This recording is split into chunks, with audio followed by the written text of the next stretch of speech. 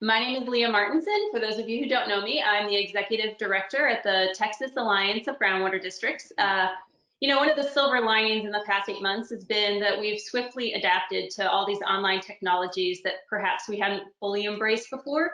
I know at TAG, our experience with online meetings and webinars has shown us that these present really a great opportunity for us to be able to connect and provide resources and content to our members that previously we were only able to do a few times a year at our in-person trainings and events. So today, very much in the spirit of kind of virtual meetings, removing barriers, we're excited to bring together a panel of folks from at least 3 states to provide this webinar.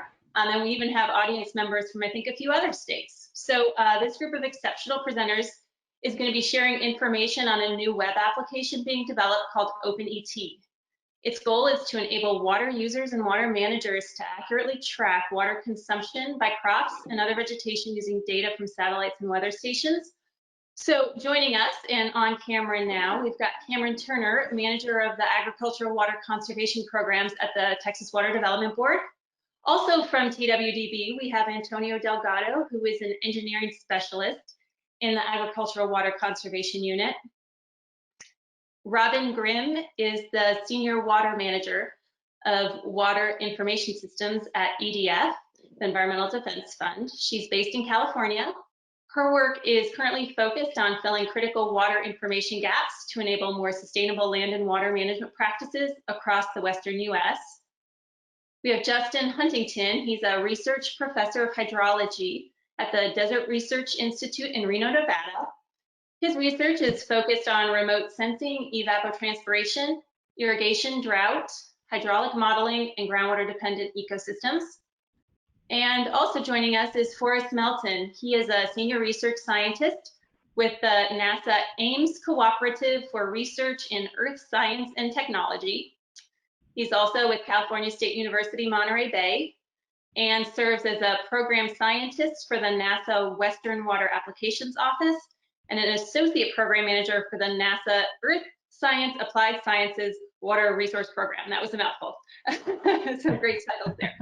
So before we get into the meat of it, just a couple quick logistics.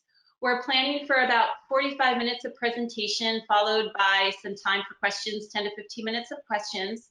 I'm assuming most of you have used GoToWebinar before and are old hands at this, but in the control panel, there is a drop down where you can type in questions. Those will just come to us as the organizers. That's not something that goes out to the entire audience. So if questions come up over the course of the presentation, feel free to submit them that way. Similarly, if you have any technical issues and you need to reach out to Julia or myself, please feel free to use that feature. We also have, you have the ability to raise your hand. It's a little hand icon in the toolbar. If you would like at the end to just verbalize your own question, if it's a complicated or technical one, or want to engage in some dialogue, feel free to raise your hand. We can then unmute you and you can ask your own question. So with that, I'd like to give a warm welcome to all of our presenters, and I'm going to turn it over to you. I think, Cameron, were you going to kind of kick us off here? Yeah, sure. Just kind of give a brief intro to folks, to all the districts in attendance, just to let y'all know this project is something that we as staff at the Water Development Board have been working with the OpenET project team on this effort for a couple of years now.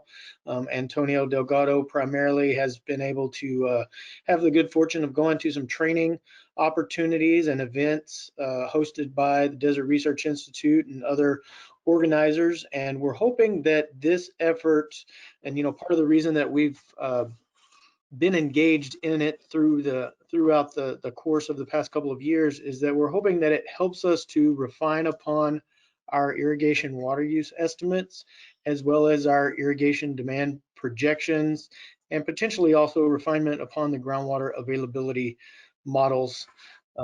I don't know if y'all heard my kindergartner popped in there for a second to interrupt, right on cue. But you know, we think that this is a great project that should provide some benefits both to the agency as well as to the districts out there, and potentially on down the road, possibly to even agricultural producers, which is kind of, you know, a big part of why the Ag Water Conservation Team has been involved. And I'll let Antonio just briefly mention a little bit about the work that he's done and how he sees this in particular benefiting the irrigation water use estimates going forward. If you want to say briefly a few words, Antonio.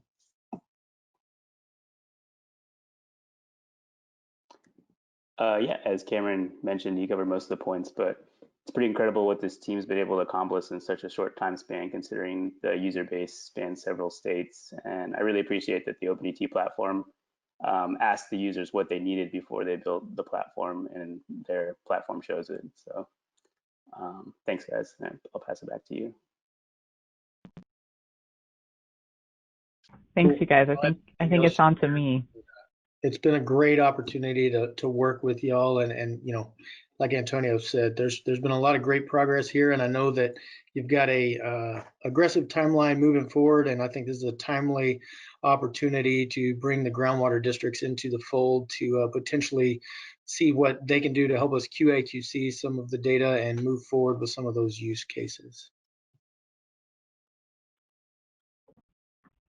Great, thank you guys so much, and it's certainly been of huge value to us, as they mentioned, to be able to work with different user communities that we hope will really benefit from this platform. And so right back at you in terms of the level of appreciation and the engagement and time you've spent with us. And thanks to everybody on the call or on the webinar today for also dedicating your own time.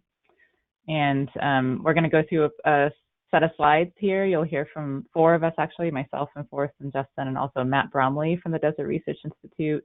I'll provide an overview, and then we'll get into some of the more technical details of how this is all coming together and the approach we've taken. And as Leah said, happy to take questions at the end, and feel free to chat things in if comments come up as we're presenting. So all of you on this line are well aware of the number of people that are involved in making decisions about water every day across the Western US. That includes farmers, local and regional water managers, state and federal planners. And with water supplies becoming increasingly scarce, it's often that people are being asked to do more with less. And in that kind of environment, good data information are really critical. And so we've, those of us who've worked in water management for a long time have been long surprised by the fact that it's been difficult to have access to one of the more important pieces of information for water management, which is that amount of water that is consumed by crops and other vegetation as they grow. So OpenET aims to fill that huge data gap.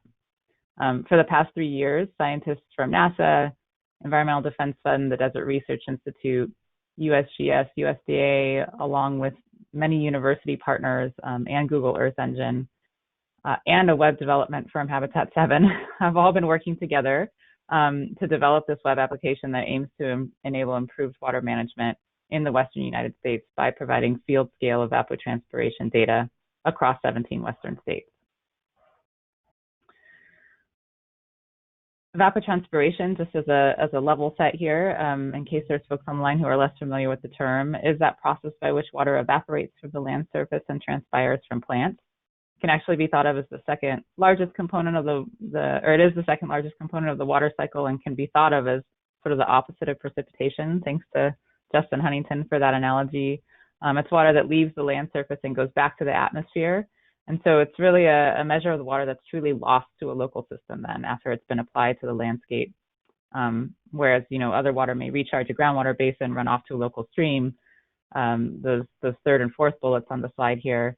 But that combination of evaporation and transpiration is the water that's effectively gone. So it's a really critical component in terms of managing a water budget long term. There's multiple ways to generate estimates of ET, and in fact, they've been refined over several decades of research, but those estimates from different approaches can differ, and sometimes the differences can be large. And so the data then ends up being kind of fragmented. It's generated with different approaches on a case-by-case basis, and really only by those with the technological capacity to do the work, or those who can afford to pay others to do that work. So this can lead to confusion and lack of trust in the data, and generally an access barrier that keeps it out of the hands of many who could really stand to benefit from its availability. So OpenET is looking to address those challenges. We're using publicly available data from multiple satellites and weather stations and the Google Earth Engine platform to bring together several methods for calculating ET onto a single platform for the first time.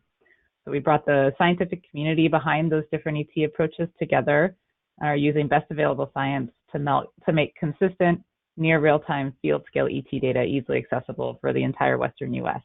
So next year, when OpenET goes live, anyone will be able to go to a website that looks much like the image here, zoom in on a geographic region within the 17 Western states and get near real-time ET data. And we will provide a demo, so you'll be able to see it in a little bit later what this actually looks like.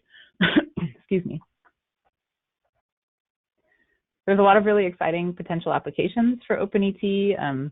The first I've spoken to a little bit, right, to allow the development of more realistic water budgets so that decisions about water allocations in a local basin or watershed are based on not just a clear understanding of historical uses, but also a more timely and up-to-date understanding of current uses. And it also enables local water managers to develop incentive-driven conservation programs that are driven by real and, again, timely data that can properly credit participants for water savings. And also it allows folks who have made investments over the long term in water conservation to really highlight the benefit and the ways in which those investments have paid off. Similarly, this ability to track water use in near real time can also significantly reduce the transaction costs for water trading programs, which can end up being a really valuable tool in helping folks weather times of scarcity and drought. And then finally, there are applications of ET data at that field scale, as Cameron mentioned in the beginning there, where ET data can be incorporated into ranch management or other irrigation management software to help maximize crop per drop and reduce costs for farmers. So we've been driven by 3 overarching goals from the outset of this work. The first is the one that you've heard about already, right, that we're trying to produce reliable and easily accessible ET data. But also we're recognizing that it's really important that there's trust in that data at all scales of decision making for water management. And we believe that the combination of those two will ultimately enable a variety of sustainable resource management practices to occur at a scale that just wouldn't be possible without satellite-based ET estimates and a tool like OpenET. So this trust component is something that we've really put front and center in the effort. We've prioritized engagement with end user communities, folks like Cameron and Antonio from the very beginning, and worked with not only folks in Texas, but also over 100 farmers, practitioners, water managers, and state and federal planners across the Western US. One of the very first things the team did was to interview all these partners and develop a use requirements report that then formed the basis of the platform's design. And then we've also worked on the other side of this to ensure trust by making sure that we're really bringing together the leaders within the scientific community that are behind the more commonly used and trusted approaches for generating ET estimates, so that there's a lot of integrity in the scientific team that stands behind these numbers and the effort. So that's sort of a high-level overview of what's motivating this work and the goals that we have for it. I'm going to hand it over now to Matt to speak a little bit about that approach in terms of our use case partnerships and our engagement with different end user communities, and more specifically some of the work we're doing in Texas, and then we'll go from there. Thanks so much. Thanks, Robin. My name is Matt Bromley. I'm from the Desert Research Institute, and I've had the privilege of working with our use case partners. So on the slide, you can see 11 different use cases that we have, and these are all in various stages of development, and they cover a variety of potential applications at a variety of scales. We can talk more about each of these individual use cases, but we can circle back to that later if needed. Now, when looking at Texas, we're dealing with a large piece of land. And with that, we need field boundaries in order to translate ET data into usable information. Currently, we have over 360,000 features, which is a lot of data. This data, we've used publicly available data from the Farm Services Agency. And frankly, the data is from 2008, and so it's already out of date when we start using it, and we have to repair geometries. But it's doable, and we can get that into a usable format. However, things are really improved when we have collaboration with regional agencies. For instance, if you look at the state of Texas, we do have a green area there where we've had some collaboration with the High Plains Underground Water Conservation District, and they've generously shared some of their data, which again will help to translate our ET data into something that's really usable for land managers and landowners.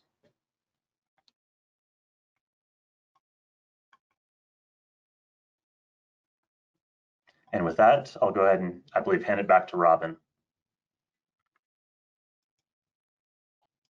It's actually on the forest now. Thanks, Matt.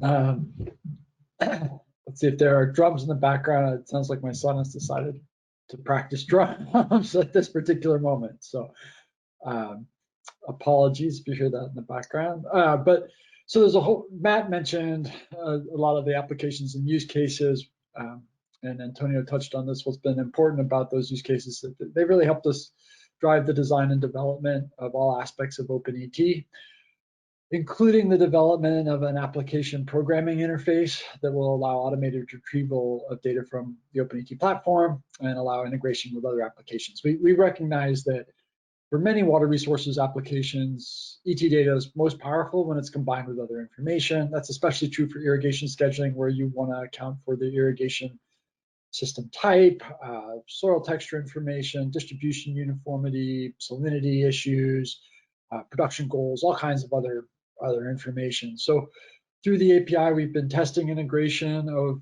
data from OpenET with a couple of irrigation scheduling and management applications, including the California Almond Sustainability Program online system and calculators, as well as the University of California Agricultural and Natural Resources Institute Crop Manage, irrigation and nutrient management decision support software. It's a mobile-based, mobile and web-based platform for irrigation scheduling and management, and that's been going really well. So we have some nice applications initially of integration for irrigation scheduling tools, and we'll be working to expand that type of support in the future.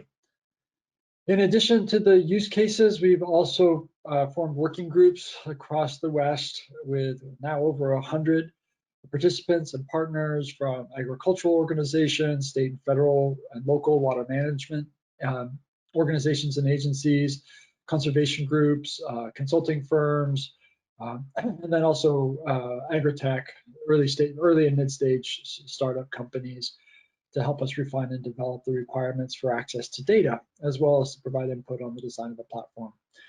We had our soft launch in September. So in advance of the full release, we're working to let others know, increase awareness across the water resources management community in the West about OpenET and our plans. It's important to us that if there are concerns from the agricultural community, that we hear those, we have time to address them, that we have time to provide additional ancillary information, information about how the data can and should be used, information to help the public understand why ET data matters and why water supplies for agriculture are so crucial. But we've been pleased with the response so far, including folks, quotes and comments from folks we hadn't spoken to before the soft launch. So a couple of quotes here from some of our current partners as well as new partners. Robin touched on the OpenET team. A big part of this has been bringing together not just users of ET data, but the science community that's actually been developing these different models and approaches over the last 2.5 decades in some cases. A really talented team. It's been fun to work with this group of scientists, and the team has been working really well collaboratively to not just improve the overall framework, but also help each other improve individual models. And that's going to narrow the range that we see across all six models, the full ensemble of data available from OpenET.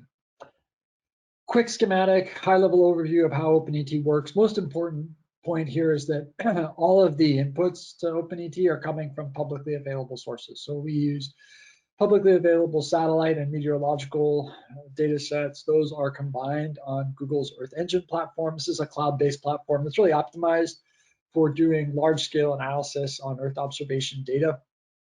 All the models are implemented there. That allows us to improve consistency in the inputs, improve consistency in the way we're processing and running the models. The outputs are then stored in a geodatabase and distributed both through the user interface, which we'll show you in a little bit, as well as the application programming interface. We also bring in ancillary data like the field boundary data sets that Matt discussed. Again, those are all from publicly available sources. As I mentioned, we have developed an application programming interface, API, and folks like Antonio have been helping us test it and provide feedback. This is really developed to facilitate integration of data from OpenET with other applications, including the irrigation management and farm and ranch management applications already talked about, but also water data information systems operated by local, state, and federal agencies, and then water trading and water accounting platforms, including those that are being developed by some of our use case partners in California. Next slide. As Robin mentioned, one of the things we're trying to solve for is this past confusion around, how do the models compare? Which model should I use for this application? Should I use metric or CBOP? Why do I get different estimates? So we are using an ensemble of these 6 well-established methods. Our criteria were that the method or model either be in use by a state or federal agency or rapidly advancing towards operational use for water management at a state or federal level. All of these models have met that criteria. And at the end of the day, what we will be producing from this ensemble is a single number, a single ensemble value that takes advantage of the strengths of each of these different approaches to provide the most consistent, accurate estimate we can for each location and each time period that's addressed by OpenET. OpenET primarily uses data from Landsat. That's really the workhorse satellite. It gives us the concurrent multispectral and thermal data that we need to drive many of the models. We also use information from our whole constellation of satellites to help us overcome issues with cloud cover. Some of the models use data from the geostationary satellites to help with integration between or estimation of ET between Landsat overpasses.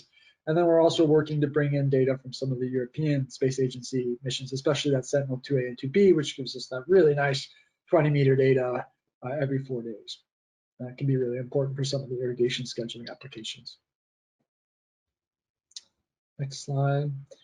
And then lastly, I think something that's unique and I think of value long-term for OpenET is this fact that it's a community effort. It's not just a single modeling team. It's a community of scientists working together to try to develop something that's going to be accurate, consistent, and sustainable over the long term. So it will provide a reliable source of information for ET for the foreseeable future and hopefully decades to come. Let me pass it over to Justin to talk a little bit about the intercomparison study, which is a big important part of what this science community is working on, is characterizing the accuracy of all of these different approaches as well as the ensemble. Thanks, Forrest. As Forrest mentioned, this is a really important piece of OpenET that's underway, and it's really the biggest accuracy and intercomparison assessment ever conducted in the ET community. And we're using 3 sources of ground-based ET data for this intercomparison and accuracy assessment. The first being groundwater pumping records, really as a basic check to develop relationships between ET and groundwater use, and also identify and report accuracy issues with meter data, which I'll touch on here in a little bit. The second piece are basin and watershed scale water balance studies, where ET is estimated as a residual of the water budget, precipitation less runoff and subsurface flow, where that can be well characterized. And most importantly, a network of over 150 ET flux towers, or otherwise known as micrometeorological stations or eddy covariance towers, where ET is estimated at point locations across the US. And this is a map of the ET towers that we're using. While flux towers provide ground-based estimates of ET and are really considered the gold standard or the best estimates of the ground-based ET that we have. They're really expensive to set up, well, relatively expensive to set up, 50,000 just for the equipment alone, and then essentially need to hire experts to operate, maintain, and process the data, do routine maintenance trips and calibrations, typically costing another 50,000 a year.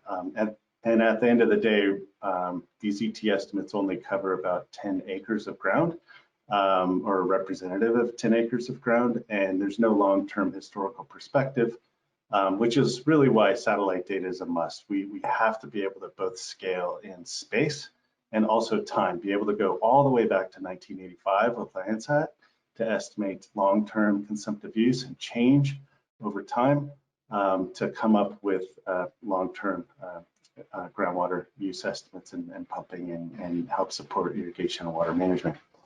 So together, these different comparisons ultimately allow for our comprehensive accuracy assessment across different crop types and land cover types, as well as spatial scales, and guide the selection of which models ultimately go into that ensemble value that Forrest mentioned. Next slide. So here are some initial results that are hot off the processors and that Forrest just presented at the American Geophysical Union, I think yesterday. So overall, the phase 1 results, our initial phase 1 results are highly encouraging. For cropland sites, the average annual ET value for the models are approximately within 10% of the ensemble average, computed as the average across all models, which is shown here in this left figure. And almost all models fall within the range between the mean closed and unclosed energy balance for the flux tower sites as shown in figure 2. What I mean by closed and unclosed energy balance is that there's a range in estimated ET from the flux towers. It's not a true measurement of ET, it is an estimate. And so that's that range of uncertainty between closed and unclosed estimates.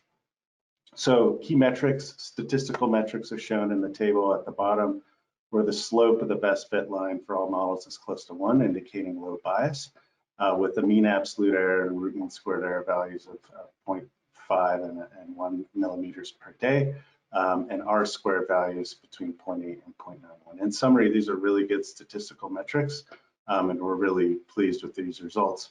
We do expect these metrics to improve slightly after the teams complete the final version of the models and we update all the model runs. And then we are, I forgot to mention, holding half of all our flux towers back randomly to do a blind intercomparison. So what I've just shown you, that's half of the full population that we've shown to the team.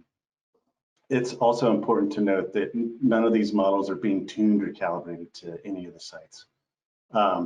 So what do these comparisons actually look like at a particular site? So this is an alfalfa field in Southeast Oregon, center pivot. And you can see our eddy covariance station there near the mast of the center pivot. And on the left is a 1-to-1 plot where we have the OpenET, estimated ET, the ensemble, and the eddy covariance estimated ET on the y-axis, and you can see the nice 1-to-1 fit. That gray shading is that uncertainty that I discussed. And then the time series here shown in the right, the blue line is the eddy covariance, or the estimated in situ ET, with the shading around that line being the uncertainty, whereas the red line is the OpenET estimated ET. And those vertical lines are the satellite overpass dates, and that thick green line there are the cutting dates of alfalfa. So you can see how well our models track the cuttings and the reduction in ET after and slightly before the cutting as the pivot turns off. One important aspect of this intercomparison, as I mentioned, is comparing to groundwater pumping records, and really this is important for state water agencies in terms of thinking about reporting groundwater usage. So we're working with state water agencies to link pumping records with water right permits and actual places of use in OpenET data. So There's a lot of work that needs to go into this exercise where we get the flow meter data. In this case, these are Siemens magnetic flow meters that the state engineer in Nevada has issued an order in critical management areas to put meters on wells, and have the farmers report meter readings to the state agency. So it's a self-reporting system. And as you can imagine, there are hiccups in this process. We need to map the actual places of use, those pink circles, with the permit IDs and then the meter data. So one meter can serve multiple pivots, and then there can be multiple meters that serve a single pivot. So there's many to one and one to many relationships, and all that stuff has to be worked out. And after we do that, next slide, or next frame here, animation, yeah.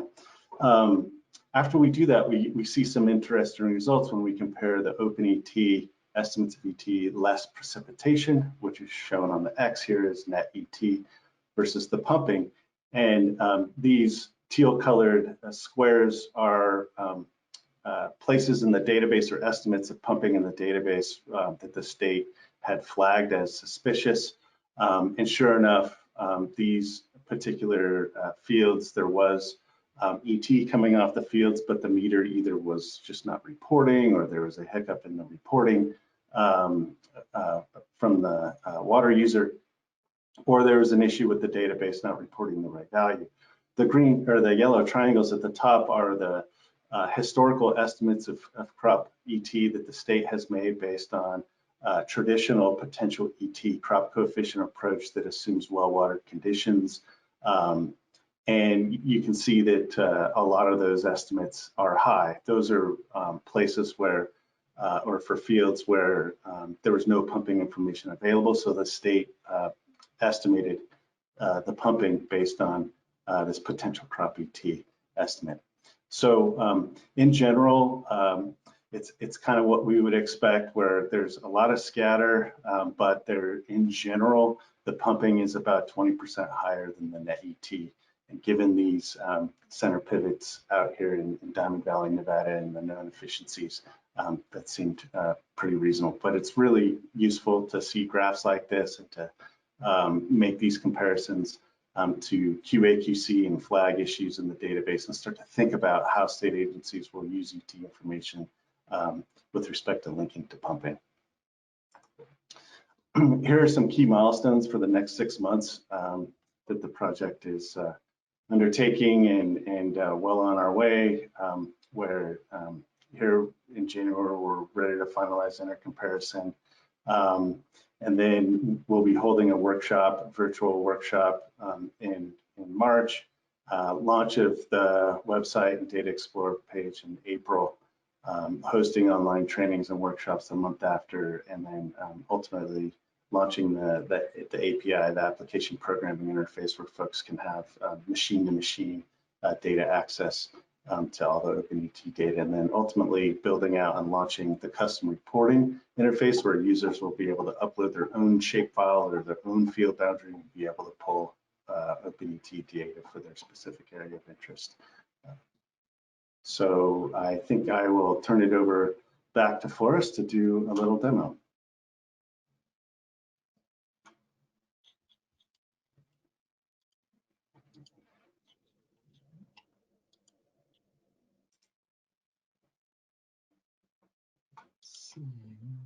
Forrest, you've been made the presenter. We're just waiting to see your screen now. Yep. Let's see. Is that coming across? Yes, perfect. Okay. And great. And I unmuted myself. Perfect. Okay. So what I'm happy to show you here is the Data Explorer for OpenET. And as Justin mentioned, this will be the primary interface for public access and exploration of the data. We will also be providing the application programming interface we talked about earlier, as well as the custom reporting tools, which are currently in development, that will allow users to create their own reports for particular time periods or locations of interest. And before anyone says anything, I know there's something missing from this view. We do have results from Texas that we've just gotten all the summaries for the individual fields loaded into the system. So we'll come back and look at Texas in just a moment. So So this is the Data Explorer. We're looking at a couple million fields right now for 11 Western states. We're currently loading in the data from the Dakotas through Texas.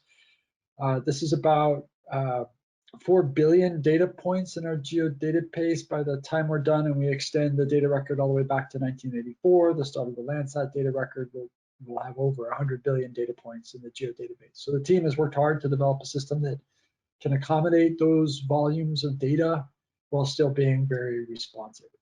In addition to the values calculated and summarized for individual fields, data is also available at the original satellite resolution of 30 meters by 30 meters, so about roughly a quarter acre per pixel, all the way across the West. So the information is not just available for agricultural fields, but also for upland forests, grasslands, shrublands, riparian areas, wetlands, and other land cover types. So what I'll show you here in terms of the functionality, we'll go ahead and take a look at Grand Valley, Colorado. This is one of our use cases. This is a location where there was a voluntary conservation program put in place in 2017 and 2018. This particular field is a grass pasture field that participated in that program. And what you'll notice is once I get to zoom level 12, the data is now actually all being dynamically loaded to the browser. So just by putting my cursor over a field, it's going to go ahead and display the monthly time series for the year that's selected. In addition to the crop type based on the most recent cropland data layer and the total annual ET. A few things I should have showed you at the beginning. You can also select different years to display here for different fields. So that will reload data for different years. To help navigate, you can turn on city names. I think I'm zoomed out enough here. Let's see, there we go. You can turn on city names to help with navigation and orienting users to the data. And you can toggle back and forth between millimeters and inches. The colors here are the depth of ET as the ET is a depth of water across the field. So this alfalfa field, a little over 3 acre-feet per acre, or 37 inches. It's about exactly what we'd expect for this region. The colors correspond to the information shown over here in the legend. All right, so coming back to this pasture, just by clicking on the field now, that's going to go ahead and make a call to the geodatabase and retrieve a time series from 2016. And that data is actually, for Texas, you'll see is up to date through October 2020. Each data point here is a total ET for each month, starting in January 2016, and in this graph going through to about April of 2020. What's shown here is the ensemble mean. Currently, we're calculating that as the average of all models. Once we complete the phase 2 in a comparison study and have the final performance for each model, for each land cover type, we'll only be calculating the ensemble value from the models that have really been shown to perform well and be accurate for each crop type, each region, season, and each land cover type. In addition to viewing the data for any particular model, for the ensemble, sorry, if you've worked with a particular model in the past, that information is also available and can be displayed. And then users can also compare estimates from different models to get a sense of the range across the full ensemble of models. What is important about this field is we can see a pretty pronounced drop in ET in 2017. So we can actually, with just a few clicks here, assess the water conservation that resulted from this participation in the voluntary water conservation program. We can also see that in 2017, it looks like water was applied a little bit later in the season, probably not until late May or into June of the year, as opposed to the typical year where we'll see water being put on in April, May, and into June. And we can click over to the cumulative tab. And so this is showing the monthly cumulative totals for each year from 2016 through 2020. And we can see 2019 and 2016, about 34 to 38 inches. 2018, that was just 23 inches. And in 2017, that was all the way down to 13 inches. So really easy to assess total reduction in evapotranspiration and consumptive use through participation in this type of program. I'll go ahead and hop over to another location where we have a use case with the Delta Water Master and some of the water districts in the Delta. This is over near Sacramento, California. And in this use case, the Delta Water Master has been working with the water agencies in the San Francisco Bay Delta to respond to regulations that were recently passed in California requiring metering of every point of diversion and return flow in the Delta. And it's pretty complicated area hydrologically, and they realized it was going to be pretty expensive to deploy these meters, operate and maintain them. Delta Water Master worked with members of our team as well as folks at UC Davis to evaluate the feasibility of using remote sensing as an alternative form of compliance, and has now gone ahead and actually proposed remotely sensed DT as an alternative form of compliance. So as opposed to, in this use case, instead of having to deploy and maintain meters, a grower could instead click on a field, obtain the ET for that location, take a look, and say, yeah, about 35, 37 inches, around 3 acre-feet per acre. Yeah, that's about right. And then go ahead and download the data or include the information of the report. It can be downloaded here as an image, a PNG or JPEG of the graph, or downloaded as a CSV or Excel, exported as a PDF, and submit that with their report. But the idea is to use this as a rebuttable number. So if a grower also looked at that and said, you know what, I know I didn't irrigate. There's no way I had 3 acre-feet per acre of ET. They could instead either deploy meters or provide other information as part of their report to support a different number. So this ability to, one, get the ensemble value. So there's not a question of which model, which approach do I need to use. And then two, to use this estimate from OpenET as a rebuttable number, a rebuttable estimate, I think is something that's really attractive and powerful to the Delta Water Master for this particular use case. Happy to talk about other use cases, other examples, but I do want to also just show you what some of the data looks like for Texas. Again, these are field boundaries based either on the 2008 CRU or some of the data, the field boundaries that have been shared with us. Start here around Dalhart. Happy to hop around and look at other locations. Again, as we get into about zoom level 12, data is being loaded into the browser. So just by placing my cursor over any particular field, I'll see the crop type. Again, this is from the USDA cropland data layer currently, ET for the year selected, and the monthly time series for ET. Take a look at this cornfield and see how does that look. So here's the ensemble from ensemble ET from 2016 through October 2020. And see how the individual models compare, metric, CBOP, TIMS all agree well. TJPL a little bit lower than the ensemble, and we see dysalexia being pretty low. And this is something we have actually discovered in comparison with some of the lysimeters in bushland. So this is an issue that the team is currently working on. If it's not addressed by the time we complete the phase 2 ensemble, then if this is a consistent pattern, this would be an example of a case where we would recommend not using a model that was consistent with this much lower, especially when it's confirmed by various measurements. I should say, in other places, dysalexia is doing phenomenal and working extremely well. Also probably worth mentioning, there's ancillary data that can be loaded for individual fields. So there's also information on the reference ET, as well as the normalized difference vegetation index, this key measure of vegetation condition and density. So these are both useful diagnostics for looking at ET data. And again, information is there from the cumulative totals. I mean, we can certainly see looking at these field boundaries look pretty good, but there are certainly cases where we're missing a couple of center pivots. Maybe some of these fields might actually have been retired and taken out of production. So we are reaching out to partners to see if they have publicly available field boundaries they would like to have included in this interface. And if not, again, the primary purpose of the Data Explorer is to let folks explore the data, get comfortable, understand what the information looks like from OpenET. And the custom reporting tools will also allow users to upload local ranch maps, field boundary data sets that have been developed locally, and get customized reports without having to share those field boundaries with other users or with the public.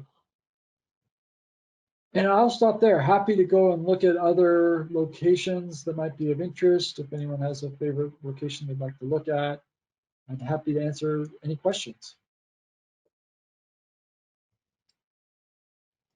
So we have had some questions submitted via the chat box. Maybe it makes the most sense for all of our panelists to get their cameras back on, and you guys can decide who's the right person to answer questions. Does that sound like a good plan? Yep, sorry, I thought my web camera was on here. Apologies. Yep. All right, fantastic. So I'm just going to go in the order they came in. When this goes live on the Google Earth Engine, will any historical ET data be available? So yes, data through the Data Explorer will be available for the last 5 years. And we will, through the API, we'll be working to extend that data record all the way back to the start of Lowland Site Data Record in 1984. Great. Another question came in about whether or not there is an effort to estimate or validate urban or non-ag ET, or maybe that's another phase of the project coming later. Yes, so I'll say yes, we are including all land cover types, actually with the exception of urban. So with the exception of urban, the intercomparison and accuracy assessment study includes flux tower measurements for all other land cover types. Urban is a bit of a challenge. So that's a request that's come up repeatedly. Can we add estimates of ET for urban landscapes? Again, the data is available at the quarter-acre resolution across the entire West. We know that there are issues in urban environments because it's so mixed, right? Because we have a driveway next to a lawn, next to a rooftop, next to a shed with a tin roof. So you know that that really highly mixed environment at all small spatial scales is a challenge for remote sensing of ET in urban environments. So, data's there, but we would say use it with caution. Use it as a guideline. Large parks, really large urban parks, golf courses, things like that, estimates should be reasonable. Great. Someone else had asked about whether or not this was eventually going to include all 48 of the contiguous states. Yes, Western US has been a lot of data to work with, but I think we're getting there. After we add the Texas north through the Dakotas, we'll just continue working east. And the accuracy assessment includes, as the map that Justin showed, the accuracy assessment includes measurements across all of the lower 48. And I'll just add the Mississippi alluvial plain area is the next area we're moving out east. Marching eastward. Great. This one's a kind of multi-part question. I'll do my best with it. First of all, the person posing it did say that it was an excellent interface that you showed in that demo, which I absolutely agree. And they were only because all we did was take Antonio's advice. So, so their question was whether is there a database of ag productivity connected to this? And sort of, I think where they're going is, if not, how do you know lower ET is not just less ag use?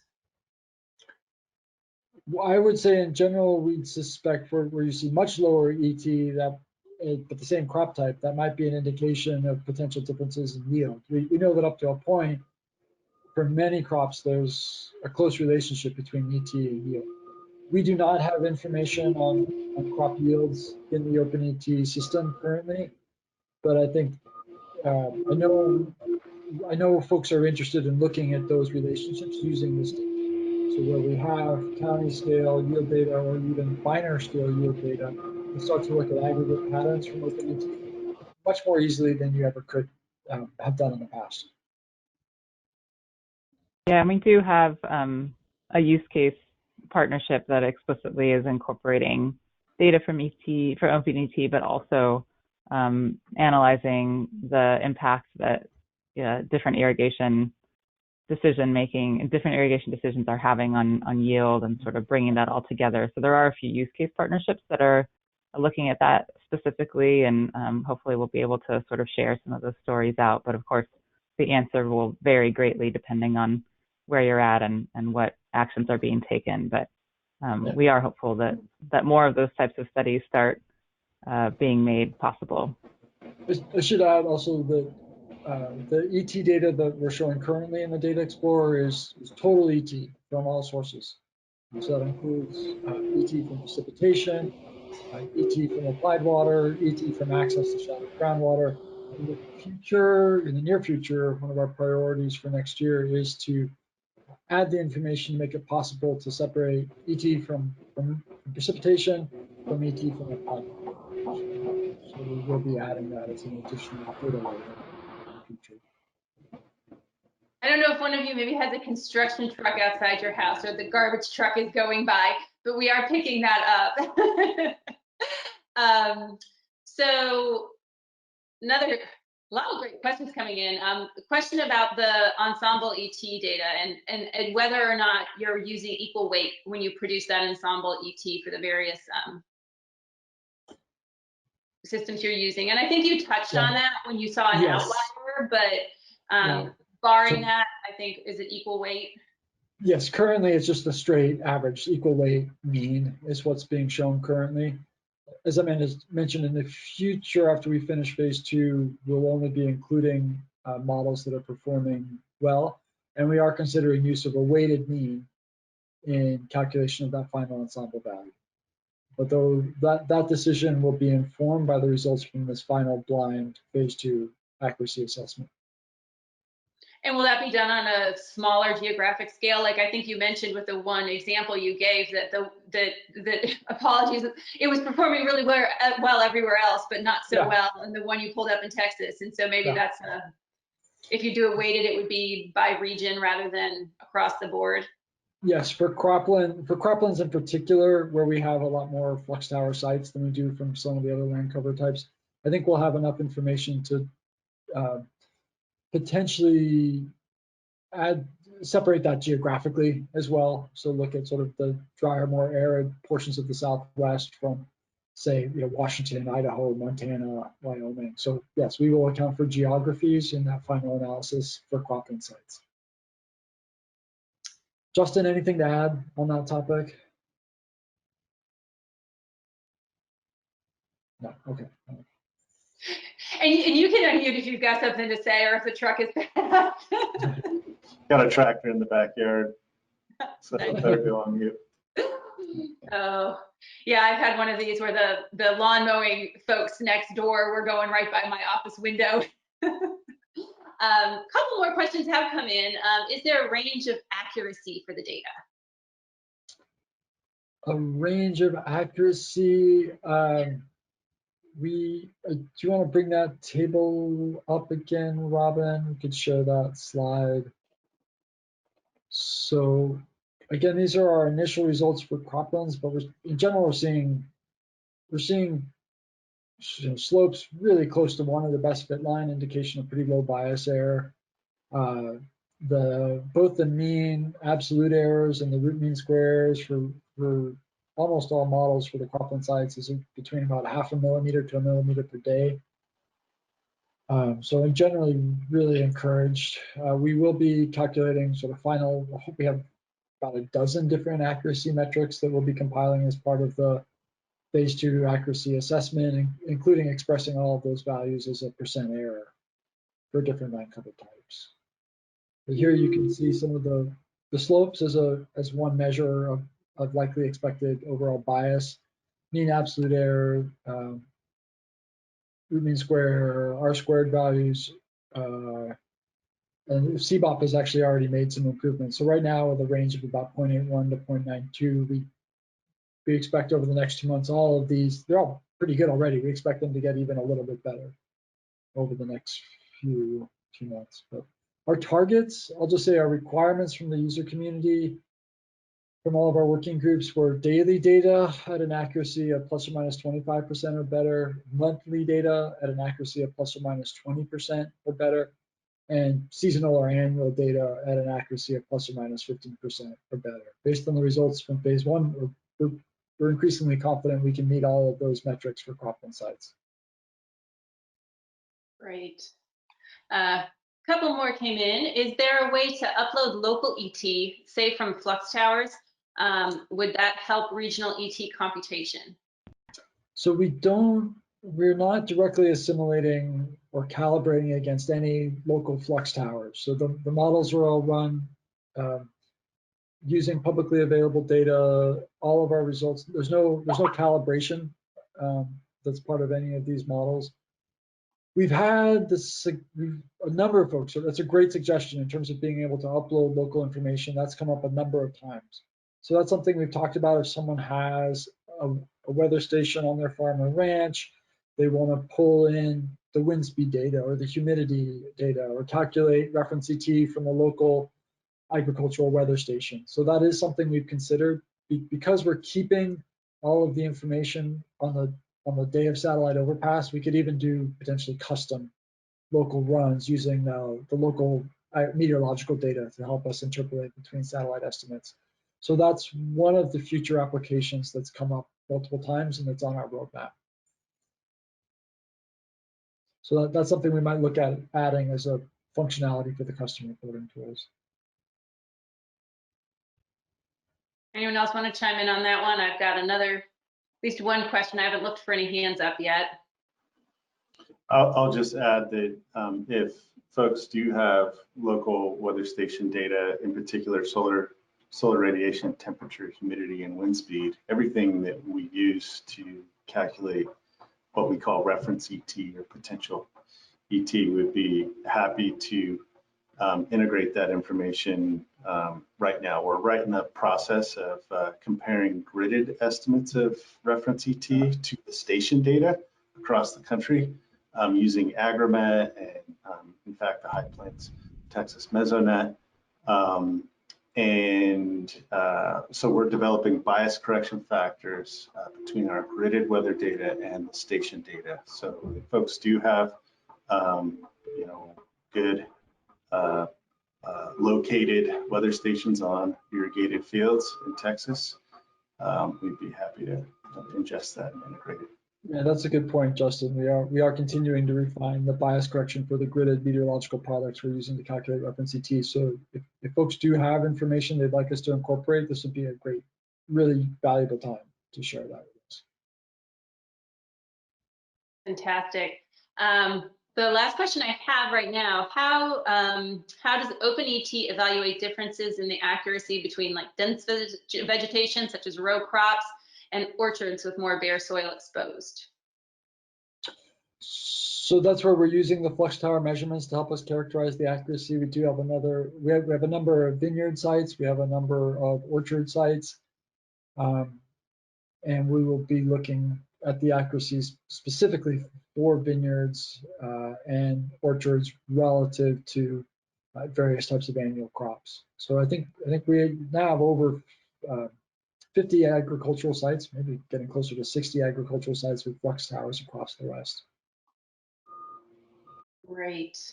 Well, I don't have any other questions that came in, and it's kind of hilarious timing. It actually just turned to 4 o'clock, so we've got this down. I do want to read, though, a comment that came in the question box from actually TAG's president, and I wholeheartedly agree. I think it sums it up nicely. Phenomenal interface and integration of data to continue to make it all more beneficial and usable. Greatly appreciate each of your expertise in this effort, and really appreciate Cameron and Antonio for their leadership in getting Texas on board. Summed it up very nicely. Yes, absolutely. Thank you all for being here today and sharing this with us. I will be happy to help in the effort to get folks to get you data if they have any. Always happy to help with those sorts of efforts. Also want to thank everybody who attended today. You know, TAG's mission, a big part of it is serving as a resource and providing, education to folks on all things groundwater.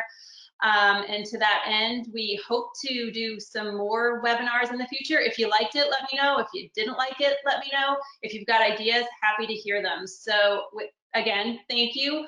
And look forward to communicating with you all in the future and seeing this launch in 6 months' time. Thank you very much. Thanks so much.